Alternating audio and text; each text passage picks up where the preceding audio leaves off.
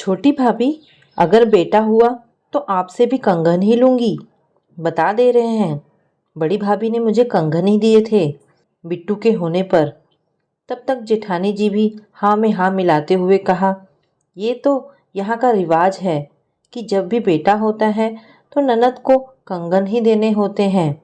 जेठानी जी तो खुश हो रही थी कि देखते हैं ये कंगन कैसे देती है। 9वां महीना चढ़ गया था रीमा का, पर बच्चे से ज़्यादा चिंता हो रही थी नेक की। जेठ जी की सरकारी नौकरी, ऊपर से पोस्ट भी बड़ी थी, तो उन्हें कंगन देने में कोई दिक्कत नहीं हुई। जड़ाऊदार कंगन दिए थे, सब लोगों ने खूब तारीफ की थी। इधर रवि जी को बड़ी मुश्किल से प्राइवेट स्कूल में पढ़ाने को मिला था। सैलरी भी बस इतना कि घर खर्च चल जाए, और कंगन कैसे बनवाएंगे, इसी सोच में डूबी थी।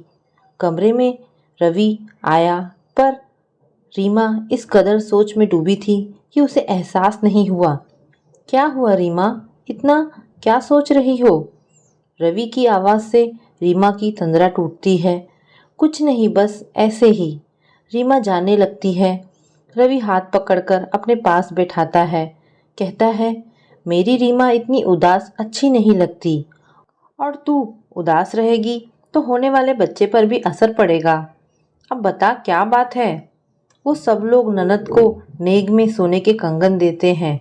अभी हमारे पास इतना बजट नहीं है कि सोने के कंगन दे सको। लोग क्या कहेंगे कि अपनी ननद को एक कंगन ना दे सकी। परेशान ना हो, ज़रूरी नहीं कि तुम अभी कंगन दो, बाद में दे देना।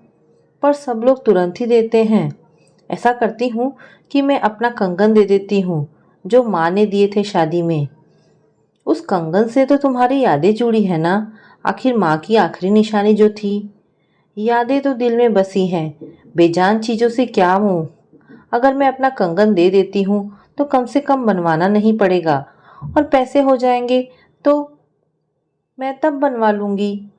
समय वो भी आ गया जब रीमा ने एक बेटे को जन्म दिया। जेठानी भी आंखें गड़ाए बैठी थी कि देखूं ये रीमा कंगन कहाँ से देती है। रीमा ने अपने माँ के कंगन को आखिरी बार प्यार से देखा और अपनी ननद के हाथों पर रख कर कहा, दीदी ये लो अपने नेक का कंगन। भाभी, आपने ये पुराना कंगन दिया है, मुझे नए कंगन चाहिए। दीदी, अभी तो मेरे पास यही कंगन है।